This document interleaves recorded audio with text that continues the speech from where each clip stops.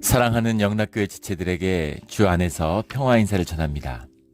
오늘은 2022년 11월 18일 금요일입니다. 오늘의 묵상 본문은 요한계시록 19장 1절로 21절까지의 말씀입니다. 오늘 본문 말씀 19장 1절부터의 말씀은 이렇게 시작합니다. 이 일 후에 내가 들으니 하늘에 허다한 무리의 큰 음성 같은 것이 있어 이르되 할렐루야, 구원과 영광과 능력이 우리 하나님께 있도다. 이 일곱 대접의 심판을 마지막으로 일곱 봉인, 일곱 나팔, 일곱 대접의 심판이 끝난 뒤에 이제 하늘에 어린 양의 혼인잔치가 열리고 있는 것이죠. 어린 양의 혼인잔치의 이야기입니다. 승리의 이야기예요. 잔치가 열리고 있는 겁니다. 혼인잔치라는 말 그대로 축제, 페스티벌이 열리고 있는 거죠. 우리의 예배, 우리가 주님과 하나 되는 비밀은 이 잔치에 있습니다. 잔치를 벌이는 것. 우리가 광야의 길을 걷고 아무리 어려운 길을 걷더라도 주님과 함께 있으면 잔치를 여는 잔치의 백성이 되는 것이죠. 이것이 주일의 참된 의미예요. 기쁨과 즐거움으로 주님을 찬양하는 것입니다. 주님과 하나 되었기 때문에 이것이 잔치의 의미죠. 용기가 필요해요. 믿음이 필요합니다. 그리고 주님이 함께 해주시는 은혜가 필요한 것이죠. 우리 늘 천국 잔치를 여는 우리 예배 자리, 우리 몬트 영락교회가 되기를 주의 이름으로 축원합니다. 잔치에 초대받은 잔치로 나아가는 것이죠. 할렐루야라는 건 여호와를 찬양하라라는 구약에 나오는 할렐루야를 그대로 음역해서 받은 겁니다. 할렐루야 이렇게 되는데 루야라는 게 그대로 헬라어로 음역한 거예요. 우리 시편에는 할렐루야가 수없이 나오죠. 그런데 신약에서는 이 할렐루야 요한계시록 19장에 처음 나옵니다. 이 할렐루야라고 하는 이 잔치의 의미죠. 주님을 높이고 주님을 찬양하는 그 잔치 가운데 모인 주의 백성들, 또 어린 양의 깨끗한 순결한 신부가 된 우리들의 찬양이죠. 할렐루야 하는 것입니다. 2절에 자기 종들의 피를 그의 음료의 손에 갚으셨도다. 큰 음료를 심판하사 이렇게 나옵니다.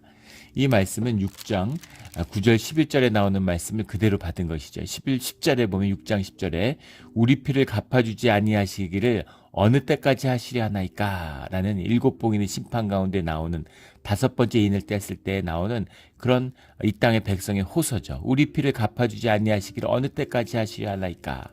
이 순교자의 피가 언제까지 흘러야 됩니까? 이런 것이죠. 근데 그 피를 주님이 음료를 심판함으로 갚으셨다. 그 갚으시는 역사가 반드시 성취된다. 할렐루야 아멘. 주님의 공의가 나타나고 주님의 심판, 주님의 승리가 반드시 이 땅에서 성취된다라는 주님의 말씀이 있는 것이죠. 그 천국의 잔치를 미리 요한이 보고 경험하는 거예요.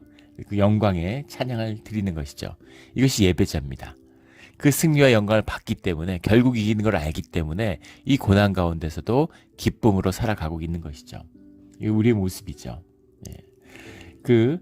주님께 경배와 찬양을 드리는데 3번에 두 번째로 할렐루야 하니 그 연기가 세세토록 올라가더라. 영원한 주님이 찬양받으시는 영원한 예배. 영원하다는 건 시간이 길다는 의미가 아니라 시공을 뛰어넘는 하나님의 통치, 본질의 세계가 이 땅에 임했다. 이런 의미죠. 6절에도 할렐루야, 주 우리 하나님 곧 전능하신 이가 통치하시도다. 7절에 우리가 즐거워하고 크게 기뻐하며, 잔치라는 것은 즐거움과 기쁨이죠. 축제를 통해서 하나 되는 거예요. 이 축제와 대비되는 것이 이 세상에서는 사치와 음행이죠. 모든 사단을 보면 말 사입이라는 말 그대로인 것처럼 비슷해요. 근데 다른 것입니다. 주님이 백마를 타면 사단도 백마를 타려고 그래요. 주님이 부활하니까 부활한 것 같이 흉내를 내요. 하나님인 것처럼 흉내를 냅니다. 그리고 천국의 잔치를 본떠가지고 땅에 큰 음행의 잔치를 베풀어요. 그 음란과 음행과 사치의 잔치죠. 그렇지만 그것은 이제 본질이 아니고 가짜라는 겁니다. 흉내를 내지만 결국은 썩어지는 것이다 하는 것이죠. 생명은 죽지만 부활합니다. 생명은 영원하죠. 근데 가짜는 죽지 않아요. 그냥 썩어져 버리는 것이죠. 우리 늘 생명의 역사를 사는 이 혼인잔치에 기쁨과 즐거움으로 노래하는 우리 성도님들이 되기를 주의 이름으로 축원합니다. 그의 영광을 돌리세. 어린 양의 혼인기약이 이르렀고 그의 아내가 자신을 준비하였으므로 어린 양의 혼인잔치, 고난과 환난을 통해서 어린 양의 혼인잔치의 신부가 준비되었다라는 것이죠. 8절에 그에게 빛나고 깨끗한 세마포옷을 입도록 허락하셨으니 웨딩드레스를 입은 거죠. 이 세마포옷은 성도들의 옳은 행실이라. 그 옳은 행실을 가졌기 준비된 이런 주의 성도들이 준비되었기 때문에 이 혼인잔치가 열리고 거기에 초대가 되었다라는 겁니다. 옳은 행실을 이야기하니까 뭐 깨끗하게 살고 바르게 산 걸 생각하는데 그런 게 아니죠. 예, 그런 게 아닙니다. 유대인들은 그 유대교는 핵심은 두 가지예요. 그 안식 예법과 정결 예법이죠. 그걸 지키면 유대인인 거예요. 예수님이 이 땅에 오셔서 그 두 개를 먼저 깨셨죠. 그런 게 아니다. 절대로 너희가 정결 예법 지켜서 깨끗하거나 순결해지지 않아라는 거죠. 겉모습은 준비할 수 있겠지만 마음이 준비되지 않는다는 겁니다. 존재가 준비되지 않는 것이죠. 마음을 속일지 몰라도 우리 존재의 진실을 감출 수는 없다는 겁니다. 아무리 회칠에 무덤을 해도 그 안에 시체가 썩어가는 걸 막을 수 없다는 것이죠. 그래서 옳은 행실이라는 것은 우리의 삶의 진실이에요. 그것과 자원하는 심령으로 나오는 우리의 마음입니다. 예배자의 마음이죠. 그걸 주님이 구하시는데 그것이 고난을 통해서 영광이 나타난다는 겁니다. 이것이 성경의 핵심적인 가르침이에요. 진리입니다. 근데 가짜 복음을 횡행하니까 은혜로 받았다 그러니까 고난이 없는 것처럼 얘기를 해요. 고난은 주님이 주셨으니까 말도 안 되는 소리죠. 동전의 양면과 같은 겁니다. 그게 만약에 고난 없이 영광을 취할 수 있다면 이 땅에 올 이유가 없죠. 이 땅에 공중 권세 잡은 이 악한 땅에 우리를 왜 보내시겠습니까? 그 고난 가운데 피어나야 그 고난 가운데 정금같이 나와야 되는 것입니다. 올림픽 생각해 보시면 알 수 있어요. 4년 동안 열심히 연습을 해가지고 올림픽에서 마라톤에서 금메달을 땄다. 얼마나 영광입니까? 예, 얼마나 영광이에요. 그러나 그것을 얻기 위해서는 피나는 훈련을 해야 되는 거죠. 피나는 노력과 고통과 그 연마가 있었기 때문에 올림픽의 메달의 영광이 있는 겁니다. 하물며 하늘의 영광은 더 말해 뭐하겠어요. 이 땅에 순교자의 피가 채워지고 이 땅의 탄압과 폭압 속에서 환난 가운데서 예배를 피워낸 자들, 그런 자들이 주님 앞에 세마포수 옷을 입은 성도들의 그런 준비된 어린 양의 신부가 되어서 나오는 것이죠. 이것이 옳은 행실입니다. 우리 성도의 신부로 준비되는, 신부라는 건 깊은 비밀이 있어요. 주님과 하나 되는 비밀이잖아요. 자녀도 주님과 한 가족이고 종도 한 가족이 될 수 있을지 모르죠. 그런데 부부가 가족의 기초가 되는 거죠. 한 가족이 되는 비밀은 세 가지밖에 없습니다. 하나는 출산이죠. 태어나는 거예요. 그 집에 태어나면 그 집 가족이 되잖아요. 그 다음은 입양입니다. 다른 데 태어났지만 입양이 되면 그 가족이 될 수 있죠. 그 다음이 혼인이죠. 결혼을 하면 피 한 방울 안 섞였는데 혼인이 되면 한 가족이 되는 겁니다. 이 세 가지 비유가 성경에 계속해서 나오죠. 반복해서 나옵니다. 그래서 혼인의 잔치, 생일잔치, 혼인잔치, 같이 가족이 되는 것을 기뻐하는, 아이가 생일인데 그 자체로 기쁜 것이죠. 그가 자식으로서 자격이 있나, 자식으로서 잘 자랐나, 세상에 부모가 있는데 자식이 자식으로서 제대로 자라고 자식 역할을 해야 생일잔치를 하는 그런 부모가 있겠어요? 우리 교회에서 매달 첫 주에 우리 그 생일 축하하잖아요. 생일 축하 잔치죠. 축하하는 그런 시간을 갖습니다. 그 존재로 인해서, 그 사람으로 인해서 기쁜 거예요. 그 아이로 인해서. 가족이죠. 가족이 존재의 기초입니다. 부모 자식인데 무슨 조건이 있고 무슨 뭐가 있고 뭐가 있어요. 아무것도 없죠. 뭐 부모 행실을 해야 부모입니까? 자식 행실을 해야 자식입니까? 아니죠. 그냥 부모 자식인 거예요. 부부도 마찬가지죠. 부부가 어떻게 부부가 될 수 있어요? 어떻게 부부가 될 수 있습니까? 언약이죠. 언약이고 그 언약을 믿음으로 붙들고 있으면 부부입니다. 이 깊은 의미, 이 기가 막힌 비유잖아요. 가족이 되는 비유. 하나님과 가족이 되는 비유가 바로 이 혼인잔치의 비유인 거죠. 그래서 이 거룩한, 이 옳은 행실로 준비된 세마포옷을 입은 성도들이 주님이 거룩한 신부가 된다, 이런 얘기죠. 부부가 되는 그 부부의 당당함, 부부의 비밀이죠. 제가 여러 번 나눈 적이 있는데 예전에 한 권사님이 그런 말씀을 하세요. 부모가 준, 유복한 집에서 자랐는데 부모가 주는 돈을 쓰는데 그게 편치 않다는 겁니다. 네. 부모가 주는 돈을 쓰면 이상하게 떳떳하지가 않다는 거예요. 마음이 불편하답니다. 그런 것 같아요. 그리고 내가 번 돈을 쓰면 돈이 아깝답니다. 아무리 내가 돈이 많아도 내가 땀 흘려서 노력해서 번 돈을 쓰면 이게 뭔가 아깝다는 거예요. 마음이 찜찜한 것이죠. 자식이 돈 성공해서 돈 벌어서 자식이 주는 돈을 쓰면 고맙긴 한데 미안하다는 겁니다. 마음에 미안한 마음이 있대요. 근데 남편이 벌어다 주는 돈을 쓰면 쓸수록 좋다는 겁니다. 미안하지도 않고 아깝지도 않고 떳떳하지 않지도 않고 떳떳하고 너무 좋은 것이죠. 그래서 남편이 번 돈을 많이 벌면 벌수록 부인은 더 좋다는 거예요. 이 부부의 비밀이죠. 하나됨의 비밀입니다. 부부의 것을 그대로 나누잖아요. 남편 것은 다 부인 것이 되는 것이죠. 이것이 혼인잔치의 비밀입니다. 우리 주님의 모든 것을 누리는 주님의 거룩한 신부가 되는 혼인양의 잔치의 주인공이 되는 우리 모두가 되기를 주의 이름으로 축원합니다. 19장이 되니까 이제 혼인잔치, 환란의 이야기가 끝나고 혼인잔치의 이야기가 시작되는 거죠. 9절에 나오는 어린 양의 혼인잔치에 청함을 받은 자들은 복이 있도다라는 주님의 말씀이 선포되는 것이죠. 복이 있는 것입니다. 복이 있어요. 우리 주님의 말씀을 받은 자는 복이 있다. 주 안에서 죽는 자들은 복이 있다. 그런 주님의 축복의 말씀들이 나오잖아요. 이제 주님의 혼인잔치에 초청을 받은 자들은 복이 있다. 이런 말씀이 나오고 있는 거죠. 이런 복을 놓치지 않고 누리는 우리 모두가 되기를 주의 이름으로 축원합니다. 상상만 해도 얼마나 기쁨이 있어요. 11절에 가면 이제 마지막 아마겟돈의 싸움에서의 승리가 나옵니다. 11절에 이제 주님에게 완전히 속한 주의 자녀들이 주의 신부가 준비됐기 때문에 이제 악의 역할이 끝났어요. 사단과 짐승의 역할이 끝났습니다. 그러니까 그 못된 짓을 하던 대가를 치러야 되는 것이죠. 이제까지는 역할이 있기 때문에 펑션이 있기 때문에 놔뒀습니다. 근데 이것이 끝났고 거기에 대한 죄값을 치를 때가 된 것이죠.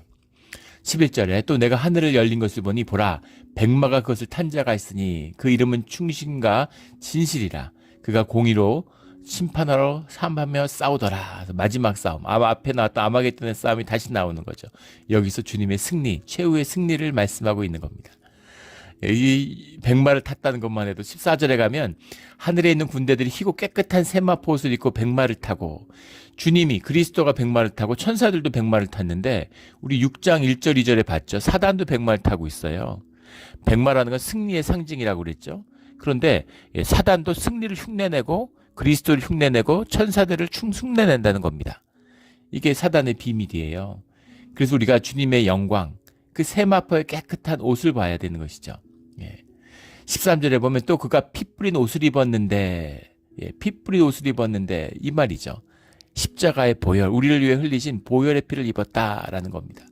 이것조차도 반대로 해석하는 분이 있어요. 상대를 짓밟았기 때문에 상대방의 피를 묻힌 것이다. 뭐 이렇게 이게 말도 안 되는 소리죠. 승리, will to power에 묶인 자는 사단의 백마에 속는 것입니다. 이기는 게 중요하니까 파워가 중요하니까 마귀한테 혹하는 것이죠. 뭐 더 말할 게 뭐 있고 우리 세상을 보세요. 돈 있는 사람이 이기고 돈 있는 사람이 승리한 것 같잖아요. 돈이 전부고 돈만 있으면 다 된 것 같은 그게 아니죠. 승리한 것처럼 보이지만 그게 좋은 것처럼 보이지만 그건 진짜가 아니라는 겁니다. 본질적인 것, 영원한 것, 생명이 있다는 거죠. 그 역사가 승리하는 일이 찾아온다는 겁니다. 돈 많은데 죽어요. 아무것도 아니잖아요. 돈 가져갈 겁니까? 그 돈을 뭘 할 수 있어요? 아무것도 아니죠. 그런 것이죠. 본질의 역사가 기다리고 있다라는 겁니다. 그래서 그 피 뿌린 옷을 우리를 위해서 어린 양의 피를 뿌리는 그 주님의 그리스도가 백마를 타고 이제 사단과 악의 세력을 응징하는 그 최후의 심판이 임하고 있는 거죠. 15절에 그의 입에서 예리한 검이 나오니 그래서 주님의 승리, 주님의 무기는 말씀이라는 것을 알 수 있습니다. 그것으로 만국을 치겠고 친히 그들을 철장으로 다스리며 왕의 권위죠. 왕의 권위와 주님의 말씀으로 친히 하나님 곧 전능하신 이의 맹렬한 진노의 포도주의 틀을 밟겠고 그것으로 심판하신다. 말씀의 권능입니다. 말씀으로 세상을 지으셨는데 말씀으로 하지 못할 일이 뭐가 있겠어요. 주님이 말씀이신데 말씀으로 세상을 응징한다. 우리가 말씀에 의지해서 말씀의 능력으로 살아가는 그 힘이 주께 오는 것이죠. 하나님의 큰 잔치에 모여가지고 사람들은 기뻐하고 사람들은 주님을 찬양하고 노래를 부르고, 그리고 18절에 보면 왕들의 살과 장군들의 살과 장사들의 살과 말들과 그것을 탄 자들의 살과 자인들이나 종들이나 작은 자나 큰 자나 모든 자의 살을 먹으라 이렇게 돼 있죠. 21절에 가면 모든 새가 그들의 살로 배불리더라. 그 말탄 자의 입으로부터 나오는 검의 죽음에 그 생명의 심판이 이루어지고 나니까 축제인데 거기에 죽은 자들의 시체가 질비한 것이죠. 그걸 새들이 먹는 것입니다. 두 가지 의미가 있는데, 새들도 주님의 피조물이죠. 새들이 배불리 먹는 거예요. 모든 피조물이 기뻐하는 것입니다. 그리고 시체가 장사되지 못하고 새들에게 뜯긴다는 것은 그들을 기념하고 그들을 추억하고 그들을 소중히 여기는 그들의 죽음을 기리는 자들이 아무도 없다는 것이죠. 그래서 가장 비참한 죽음, 장례를 치르지 못하고 길에서 그냥 널브러져 죽어서 끝나는, 고대에선 특히나 더 그랬죠. 가장 큰 형벌이에요.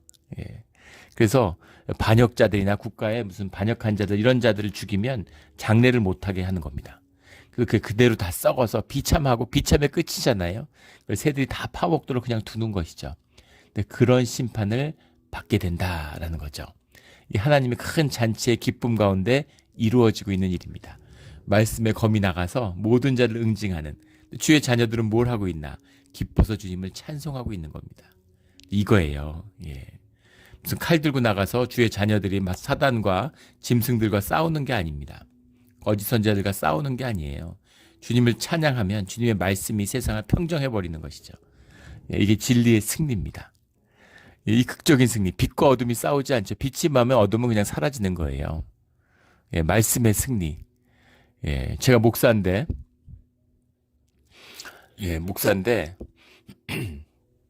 어떤 그 권사님이 교회에서 그런 말씀을 해서요.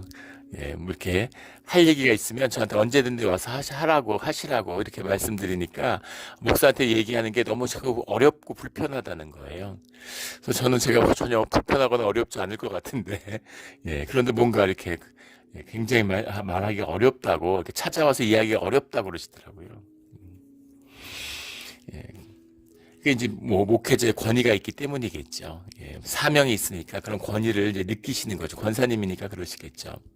그런데 뭐 이렇게 목사라고 해서 권위가 있고 뭐 말씀을 증거하고 전하니까 그런 권위가 또 교회에서 권위를 부여하잖아요. 그랬는데 만약에 제가 뭐 신학교 나온 것도 가짜고 뭐 안수 받은 것도 가짜고 다 가짜였는데 속이는 것으로 목회를 하고 있었다고 한번 생각해 보세요. 그런데 그 모든 것을 아는 사람, 그 신학교를 다녔기 때문에, 그 전에 교회 같이 생활했기 때문에 진실을 아는 사람이 한번 나타냈다고 생각해 보십시오.